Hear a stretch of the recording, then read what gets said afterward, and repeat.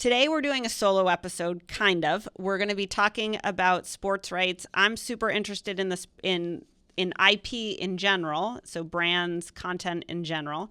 But then I'm also very interested in live sports. Obviously, most Americans are. But I think it's interesting to understand the business behind live sports, to understand why they're so valuable, the role that they're playing in driving cable and linear television, as well as their streaming services. So to that end, I've asked my friend Alan Gold, who's the founder and partner at Evolution Media Capital, which is a division of CAA. I've asked Alan to join me on the pod to talk about live rights. Small story, I went to drinks with a bunch of CAA guys probably like 4 or 5 months ago. It was like in the middle of COVID, and you could like kind of eat out at a restaurant with a very small number of people.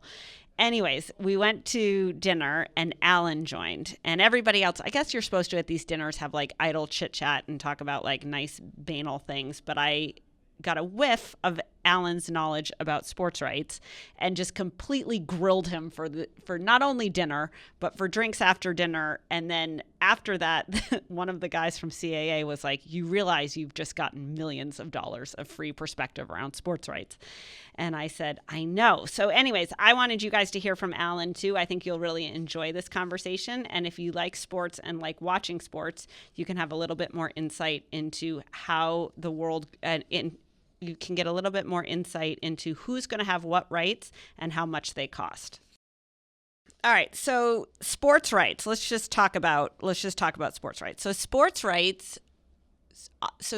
rights on average are over, I want to say they are a $20 to $23 billion. They're a $20 to $23 billion business in the U.S., and that's an annual business.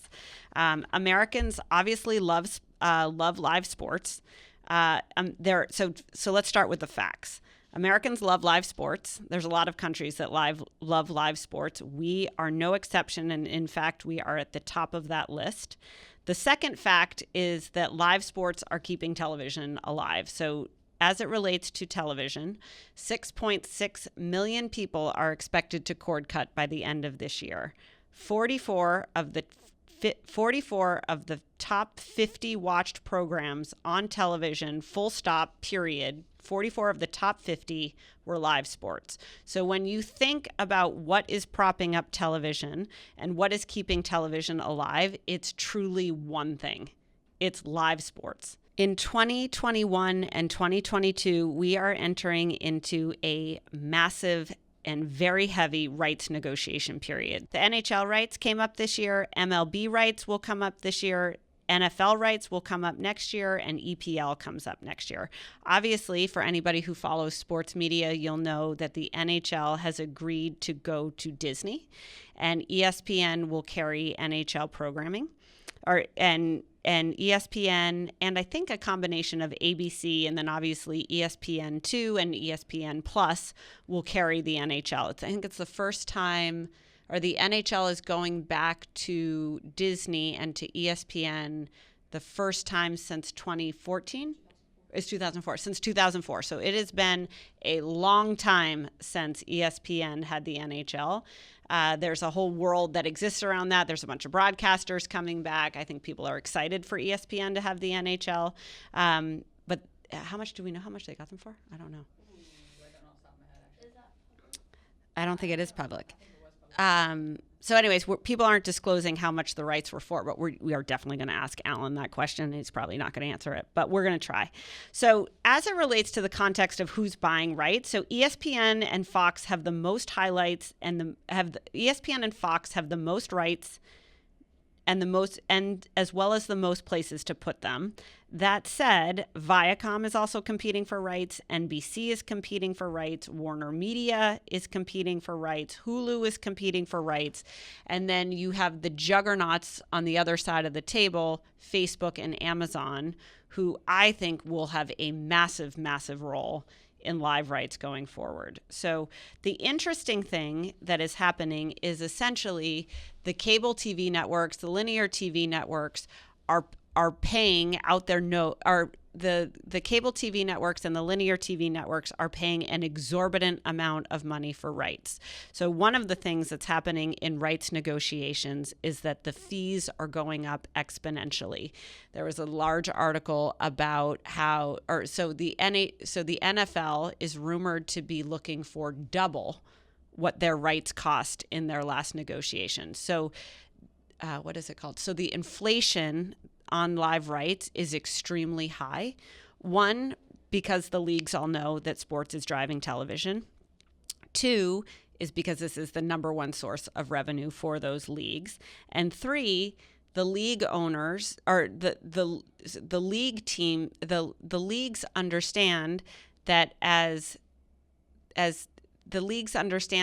television networks seek to keep audiences and simultaneously convert audiences to their subscription streaming services, there is only one thing that is going to drive those people there, and that is live rights. Or there is predominantly one thing that's going to drive people there, and that's live rights. So when you think about what's happening with Viacom's launching Paramount Plus. You think about Disney's launching, or Disney has ESPN Plus. NBC has Peacock.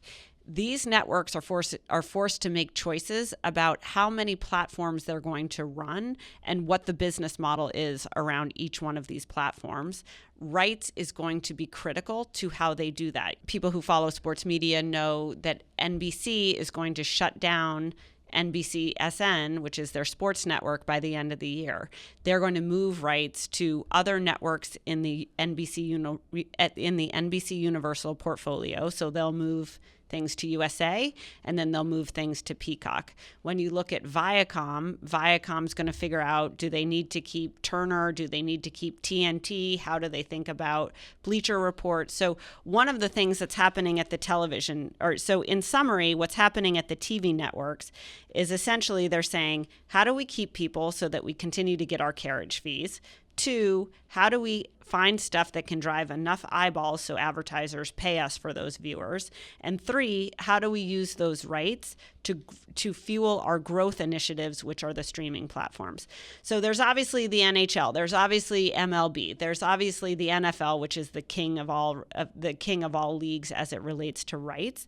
The other interesting thing that's happening is the networks are starting to think about more niche sports and cheaper sports so they can fill in the schedules and the bundles for their streaming platform. So you look at last summer, the PLL was on NBC. I thought NBC did an awesome job with the PLL. Obviously, NBC was going to air the NWHL final. So you can see the networks are starting to play with college. You can see they're starting to play with growth and emerging sports like lacrosse. You can see them testing new audiences like women's hockey. Will anyone watch women's hockey? And what's going to be interesting to see is, can these networks drive audience, get people to pay, and retain viewers by virtue of supplementing big sports rights with more niche or more vertical sports rights? Does that make sense? Mm-hmm. So what we're walking into, obviously, this year and next year, is you've got the media executives being like, we're not going to pay double. We can only pay this much. And then you've got the league saying, no, you're going to pay 100, you're going to pay double, triple, quadruple for the rights. There's a couple things that makes this interesting. One is, I think you're starting to see people challenge the nature of a 2-hour broadcast. When you look at what the NBA did this year for just charging for the fourth quarter alone, that's very interesting. You're starting to see both the leagues and the networks get smart about when people tune in and how to package that for people and how to get people to pay for it. The other thing you're seeing, like in the case of NBC, is NBC has the EPL rights. So NBC has said they're going to broadcast all soccer, but they're only going to do it on their subscription platform, which is they're forcing their consumer to subscribe to be able to get the games that they watch. Now, one of the things, we're in this unique time in 2021 where if you are a rabid sports fan, you not only need to pay for the streaming service, but you also need to pay for linear television. It's not going to exist that way forever. We're in a small period of time. But to serve today's sports fan, if you truly love sports and you love to watch live sports more than anything else, you're subscribing to a lot of different platforms to get those sports. I think in the future, what you're going to see is that companies like Amazon and Facebook, one, they'll be far savvier bidders for rights, right? They're going to have way more data. They have way more money, they have way more insight, and they are able to slice and dice and package and price those rights in a way that drives other businesses. Amazon is the perfect example of this. Marie Donahue, she used to do rights negotiations at ESPN. She's now doing it at Amazon. She basically describes this as they're trying to get more people to subscribe to Prime. They're trying to get more people to buy your toothpaste, your deodorant, your soap, you name it, from Amazon. By getting you to watch sports, understanding what sports you watch, being able to manipulate or adapt that sports experience to increase engagement, increase viewership, just means you're spending more time with Amazon. They have more data on you. They can serve you more relevant products at more relevant times. And I think those are going to be ultimately the major competitors in the rights landscape. I think this next negotiation, 2021, 2022, is going to be the last time you see television networks on top of the heap in terms of who gets what rights. I think the next negotiation, which will be, 5, 6, 7 years from now, maybe 10 years from now, you're going to see a whole new set of contenders.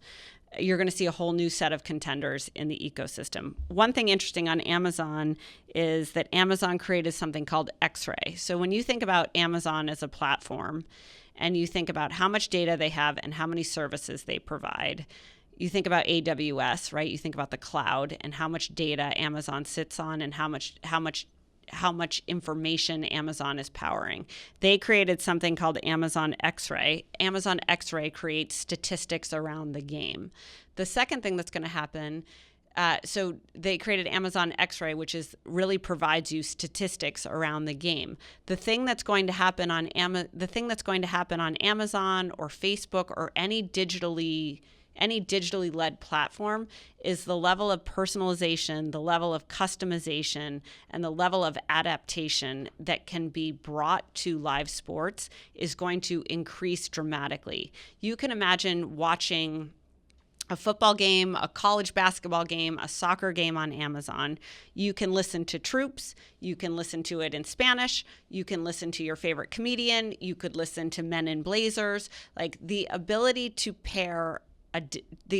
create an immersive experience around the game is really something that's never been able to be done by virtue of the television format. And so I think that's also going to get more exciting and also that's going to get more exciting. It also is going to get more profitable because you think about sports betting and you think about the legalization of sports betting and you think about the ability to do that right as you watch the game. So I think live sports are incredibly interesting. I think they are a loss leader for most of the television networks because they're in a situation where they have to keep audience to drive their core business, which is advertising, and they have to have a reason to drive audience to new platforms. I also think in the future, you're going to see the ability to not only have a first screen experience watching sports and a second screen experience engaging with sports on your phone. You're going to see those two things converge in a way that will deepen engagement, in a way that will drive a ton of data, and in a way that will create new and ancillary businesses, not only for the platform or the network, but for the broadcaster and for the league itself. The other thing that I think is interesting is one of the things, everyone is quick to blame the pandemic for changing consumption. I mean, the pandemic has done incredible things for the internet. When you look at the spike of time spent on your phone or time spent with a digital platform or time spent gaming and time spent watching news, entertainment, movies, documentaries, you name it, like the pandemic has had an incredible impact. The other thing it did for sports is it put it kept the majority of sports fans on their couch. Nobody is going to sporting events. No one's been going to sporting events for over a year at this point. So it's really, truly, in my opinion, been the perfect time to understand how to satiate the at-home viewer, right? Like, one of the things you saw all of the leagues and the teams doing is finding the cardboard cutouts or finding the way to keep the broadcast interesting and the energy high without any fans. That's kind of a shitty job and a tough job. But the other thing that's really interesting is you saw what happens when the majority of your fans are at home. And my opinion is you've got to find ways to keep that broadcast super interesting, very compelling, and as deeply engaging as possible, because it's hard when you don't have the crowd at a game and you can't go to a game. It's hard to retain your fandom. Like, your fandom wanes in addition as the experience becomes more anemic. So I think one of the things the leagues are very focused on, you saw it in Jimmy Pitaro's quote about you saw it in Jimmy Pitaro from ESPN. Jimmy Pitaro's the president of ESPN. You saw it in his quote about the NHL is they have to grow the game. They've got to find more casual fans. They've got to find younger fans. I think that's such a ripe opportunity for us. If you look at what Barstool Sports has done with Rough and Rowdy, you could care about boxing, you could not care about boxing. There's something about a live experience where you don't know what's going to happen. And there's something about listening to people on the ones and twos, listening to people on the broadcast who you actually care about and who you're interested in what they have to say. My hope is that as more rights become available or more rights my hope is that as more rights sit in more digital places, these companies will get more innovative and more compelling about how they make that broadcast experience dynamic or funny or data infused or transactional. And I think what you're going to see is that the big dinosaur companies, ESPN, NBC, Viacom, et cetera, they'll go a little bit of the way there. I think what you're really going to see is Amazon and Facebook and even maybe Hulu and others, you're going to really start to see them accelerate that. What I would love to hear, and I think what people would enjoy hearing from an expert and someone who is on the front line, is give us the broad strokes of what's happening in the rights landscape. Why does it matter? Why is this interesting? What's particular about the next 2 years and the rights that are going to become available and who's going for them? So, like, give us your expertise on the space. Well, thanks for having me. And I think there's a tremendous amount of stuff going on in sports media landscape. I'll look at a few things. There's basically $110 billion of deals in aggregate coming into the market in the next 5 years, of which of that 64 billion alone is coming in between now and December 31st of 2022. So you have a tremendous money. You have the NFL, you have the NHL, you have a lot of soccer product, conference, NASCAR, et cetera, all coming in the next 5 years or so. Some are sooner rather than later. You have consolidation going on in the industry. You have the buyers are consolidating. So you have Disney buying most of Fox's assets. You have AT&T buying Time Warner. You have Viacom, CBS merging. On the less sort of consumer-facing side, you have a lot of consolidation on the buyers in terms of the distributor side, which is, when we first started, there was probably 7 or 8 or 9 major, what's called an MVPD, which is the cable and satellite and telco providers that everyone subscribes to. And now you're down to about 4 major ones that control 80% of the market. And then more for your fans, because in terms of the younger demo, there's a lot of cord cutting going on. I still am tethered, and I have the triple play where I sit on my couch and I spend a couple $100 a month paying for my video product and my broadband and my telephone product. But there's a lot of people out there saying, I don't need to subscribe to all of those. So now the market for pay TV, which once again is cable, satellite, telco, plus this new thing called the virtual MVPD, which I'll get to in a second, it's gone from about 100 million homes down to about 85 million homes. And that's really been the golden goose for sports media, because sports has always remained the top of the pyramid.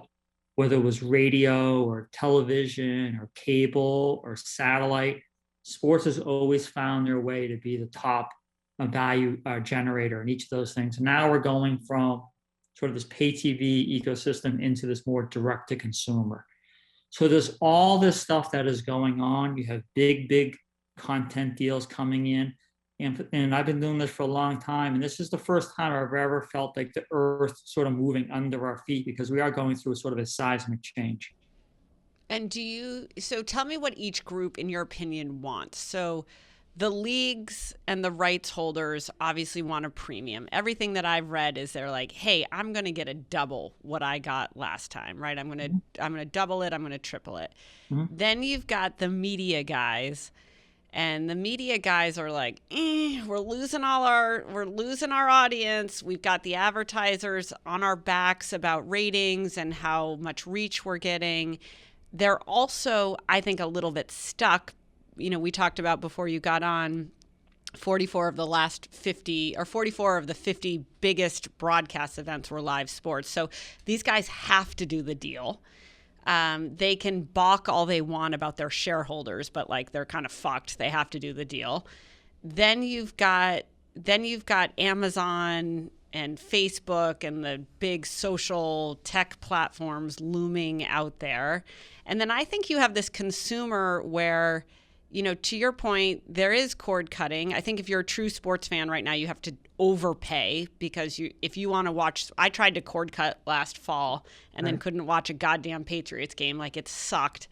So if you are a sports fan right now, you are overpaying. But that said, I think the other thing that's happening is because sports were so anemic this year, you're starting to see other things become more attractive with people's time, right? Gaming, you name it. Esports, et cetera, yeah. Exactly. So do you think this is the last big heyday for rights, or do you just think, because when I'm hearing you, or do you think that it doesn't matter what the platform is or what the paradigm is, sports is always going to be the king? Yeah, I'm more in the latter category. So I've always loved Sean McManus's quotes. So if you're fans who Sean runs CBS Sports, Sean says that, you know, they've been talking about a rights fee bubble since the mid 1960s. So it's an interesting time, but ultimately what you're seeing is, especially on the national side, the local side, which we do a lot of business with, whether it's the Chicago Cubs or Dodgers, that's a different market than we're talking about national here. But in the national market, there's a lot of buyers looking for the content. And you know, when we do our analysis, we always talk about, we do all the quantitative stuff, we do all the analytics, and we do all the stuff. What it really comes down to is the quantitative side is fine, but it comes down to what we refer to as the qualitative factors. Are there more buyers than packages out there? And as of right now, there are more, and they're planning to be even more buyers coming in. So what we've seen is that the legacy media companies, they know how to drive value out of sports, whether that's CBS or ABC, ESPN, NBC, Fox, etc. And in the markets that we've seen, whether it's the recent deal we did for WWE, moving WWE Network into Peacock, or working with Gary Bettman and supporting Gary in terms of the most recent deal with ESPN for the half package for the NHL, is that the legacy media companies are going to be very, very aggressive with their digital extensions. So what I mean by that is Peacock, ESPN Plus, Paramount Plus. Maybe Fox will start getting, you know, aggressive with Tubi. Versus everyone talks about the FANGs, which is, you know, the Amazon, Facebook, Amazon, Apple, Google. Yeah. And Amazon is rumored to be the lead, maybe the exclusive bidder for Thursday Night Football. I think when we talked to our friends in the legacy media companies, it didn't seem like the legacy media companies were that interested in Thursday Night Football. So this could be the first breakthrough for an exclusive package for Amazon. We'll see if they are going to be sharing rights with the NFL Network or not. Amazon has done a very, very good job in Europe. They've dipped their toe in with a lot of tennis, and they have an EPL package in the UK. Apple's always been rumored to do stuff. Facebook has come and gone. But ultimately, I think everyone is waiting for the FANGs. I think that they're going to continue to wait for the FANGs, except for maybe this NFL deal. We'll see what else is going to pop. But the traditional media companies continue to be aggressive as we shift from linear into the more this direct-to-consumer world, and they're going to hedge their bets. And ultimately, at the end of the day, they don't want the FANGs getting involved. They like their business. They're happy with their business. The business is changing. But obviously, the FANGs have tremendous amount of capital sitting behind them. But to date, they've more dabbled in sports instead of majored in sports. Yeah, I agree with that. I think that the FANGs, so look, I think it's smart. You know, I obviously saw the WWE Peacock thing from a different seat with WWE. You see, you know, and it's smart where the WWE has created an incredible brand with incredible characters with massive events. They're not trying to be a technology company. They're not trying to win the who has the best streaming platform. Partnering up with Peacock makes a ton of sense. I also think, you know, every conversation, I literally, for anyone listening to this, I call Alan like once every, 2 months, and I'm like, could I get some shit football game in the Midwest? Could I get the rights to it? And Alan's like, dude, you're like 5 years too late. Like, ESPN has bought up everything, and, you know, NBC has bought up everything. CBS has bought up everything. So I also think the thing that's happening is that the legacy companies are taking big bites at the apple, and then they're also taking a lot of little bites. And I think what you're seeing with the PLL is that they're trying to figure out, you know, how do you package all these things together? I follow MTV, and I always look at the MTV programming posts. And when I look at the MTV programming posts, it's just, I don't know how many hours there are in a week. That's a good question for us. But you're airing ridiculousness like the entire fucking time. I do think that the big stalwarts in legacy media understand how to take rights and parlay other opportunities, highlight packages, ad deals. They use them to drive tune in.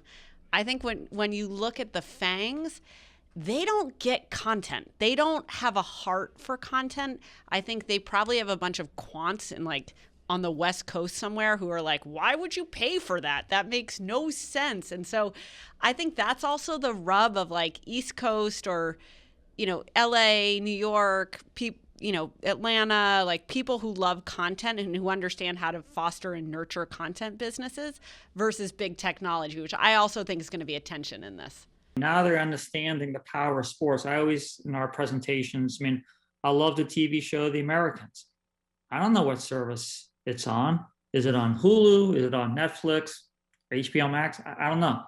Sports resonates. You'll know exactly where to be able to find it. So I believe in the future, you're going to have even more money put into scripted content, original scripted content for all of these services. And sports is going to become an even bigger role in these over-the-top services. Everyone's starting to see where Netflix is. Netflix is in the premium content business to date. I don't think they have an interest in getting into sports. We'll see. HBO Max obviously has March Madness. They have some baseball playoffs. They have NBA, and obviously ESPN Plus. And sorry, I lost the video feed. But also, okay. ESPN. Hope you can still see me. But ESPN Plus understands obviously where they're going, and they're going global with this. And Peacock and their success with the EPL, it's going to be interesting to see who's going to win in this race. Is it going to be scripted content alone? Or I'm a big believer in a lot of these services are going to have scripted content combined with tentpole sports. Yeah, that makes sense. What do you think about, so there's a lot of discussion around the MLB rights, which my understanding are also up this year, and that they are going to be at a decrease. And obviously, I have a lot of opinion about, baseball, if you are a 20-something, baseball is just tough. The players aren't marketed particularly well. The seasons are excruciatingly long. The games are excruciatingly long. Nobody cares about anything. It doesn't really become a national story until playoffs. So how do you think about what is it that the leagues need and the rights holders need? I think they all need young viewers who care, which is where companies like us come in. But how do you see, how do you see the league or the rights holders? So baseball, and we have a lot of good friends. I'm sure many of them listen to this podcast. So I baseball doubt it. has 2/3. I'm pretty sure Noah does. 2/3 of their deals are done. So they already did an extension with Fox, and they did an extension with Turner. So their last remaining package was with ESPN. It's been reported, I don't know if it's true or not, it's been reported that ESPN will be paying less than what they currently are paying. But also at the same time, my understanding is if there is going to be a down round, there's also less programming here, which would allow MLB to go and cut another deal. Everyone is fighting for the youth of it, and that's the reason why we also do a lot of work for Riot Games and Activision Blizzard and esports, and that's a whole separate conversation about those are the hardest of hardest fans to be able to find, because many of them don't belong in the pay TV bundle, or don't subscribe to it, and many of them don't watch sports. But on the traditional stick and ball, everyone's trying to go younger. And that's the reason why they're all going with these direct-to-consumer offerings, which obviously has a younger sub base than a traditional linear business. Baseball is trying very, very hard and doing their best to try to shorten the game and have it become more contemporary and not just relying on it being America's pastime. I mean, from representing the NHL, we also represent MLS, and their demos are much younger, much more tech savvy than compared to other stick and ball sports. That's interesting. So what do you think about can you talk about the NHL negotiation with ESPN? Like, tell us the story. Yeah, so no, it's still ongoing. We work with Gary, who's leading the charge. Uncle Gary, as I call him. I love Gary. Gary has been phenomenal to work with, and ESPN was in the deal that was announced last week. They were incredibly excited about bringing the NHL back to ESPN.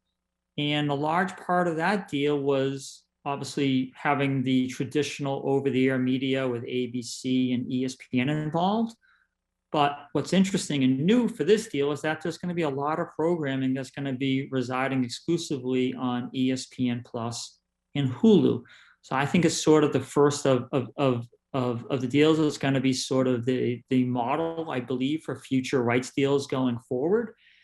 And I think ESPN and Jimmy and Burke and Bob Chapek and everyone else involved with it are very, very excited.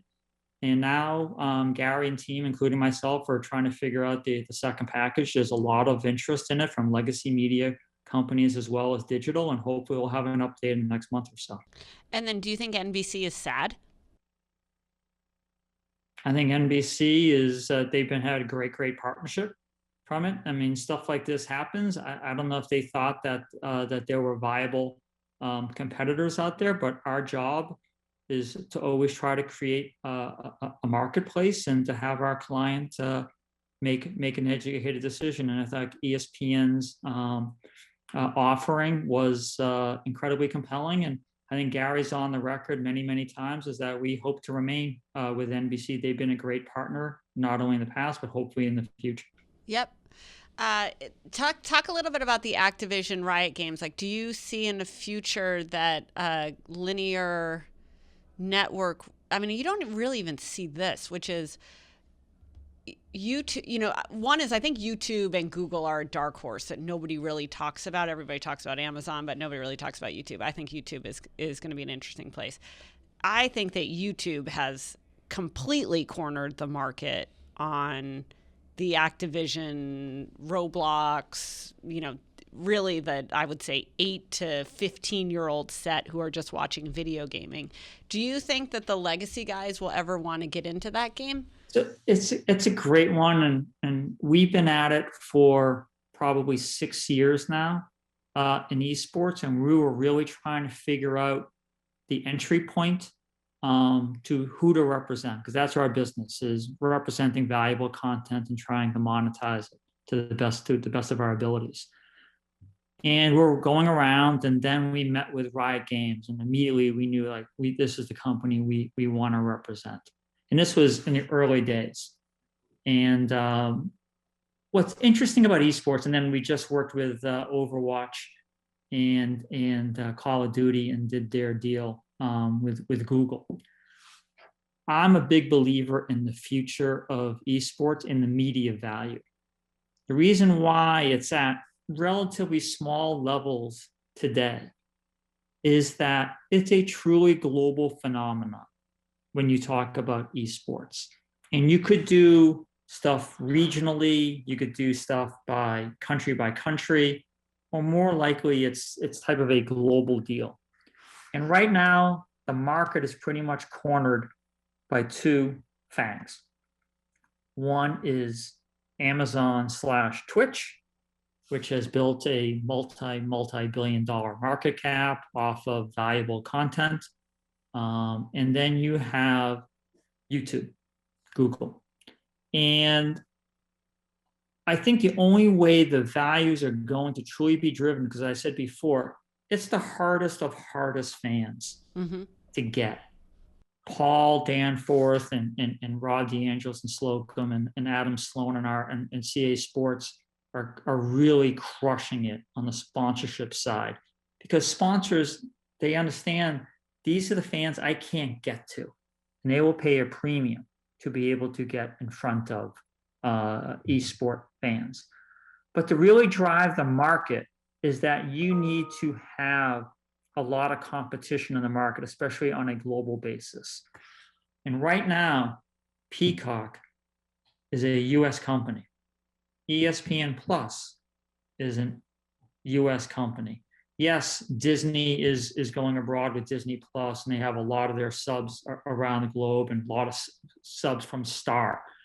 Until the market, these big media companies then become global, and they understand that this is incredibly valuable content that is, 24/7, in 12 months a year. That's when I think the values are really going to go, because Twitch doesn't want to spend anything more than they absolutely have to. I mean, most media companies do that, but unless they're really pushed, it's going to be sort of a good market, not a great market. Same thing with YouTube, because they're not used to spending super premiums on content unless you start getting these legacy media companies involved in their OTT extensions on a global basis. And how do you think the rights, like, how do people grow the game? Like, I think it's funny when the getting is good and you can get twice the premium, you don't really have to grow the game, because it's really not your problem, because you've bought your house and the vacation house and the house after that. But I think long term, it's a way bigger challenge for the rights holders that they. And this is it's interesting to watch this, because I think in the same way that the FANG companies don't have the appetite or the fortitude for content, for the mess that is content. Content is a pain in the ass. It's expensive. It's cumbersome. Something goes wrong all the time. Then you have talent and personalities. Like, it's a job. But I think the rights holders, I think the deficit on the rights holder side is that they're not thinking enough about nascent platforms to grow stars, to grow personalities, to grow affection, to grow engagement. And I think that's dangerous come 10 years from now. I think the leagues, from sitting in a lot of the boardrooms of the leagues that you were just talking to, it is number one or number two agenda item. I mean, obviously, most leagues are in the licensing business, meaning I want to license you our rights for X number of years. I want you to pay me as much money as possible, and I want to get as much exposure as I can. And the NFL is the king at it. And I mean, I beginning my career, I worked there, and I saw it firsthand of where it's going to be interesting, because we talked about cord cutting and consolidation and the number of pay TV subs declining. But the NFL is going to be, most of their games are going to be on over-the-air television, meaning CBS and Fox and NBC. So they're still going to be in the 110 million households going forward. Yes, they're going to dabble with Amazon on one side, and obviously, the person paying the most is going to be ESPN for most likely Monday Night Football. But the NFL is the master of generating as much money, but also keeping as much exposure out there. Because as the number of cable TV households declines, your audience gets smaller and smaller. And that's what everyone is fighting. But the leagues would love to be in business with nascent, younger demos. But a lot of comes down to the licensing revenue of ESPN will this, and they want to have Totally. They've boxed themselves in, right? Like, I'd love to do a deal with. Or many of these media companies. But I think we talked about it before. WWE does a phenomenal job in social media and keeping it relative, keeping it, real to everyone, and keeping it young, and really pushing out their content. And those are really, really hard negotiations that Vince and Stephanie and others, well before my time, pushed through, because it's very unusual to keep all of their highlight rights and to really be able to have real-time social media going out. That is definitely much more the exception than the rule. And I think a lot of the leagues look at WWE and they say, WWE is perfect. They're like, we know our audience, we know what they want, we can drive viewership. At the same time, you need to trust us, media partner, because we're going to push everything out and drive viewership. Yeah, that's right. I think a lot of people are learning through that process, because most of the networks don't want that. They don't want any highlights being pushed out real time. Completely. They want everyone watching TV. Yep. So smart. All right, Alan, that was awesome. Thank you so much. We appreciate you. You're genius. Someday I'll buy some rights from you. Hope so. Dare to dream. Thank you very much, and hopefully you'll have me back on. We definitely will. See you later. Thank you. Bye, Alan.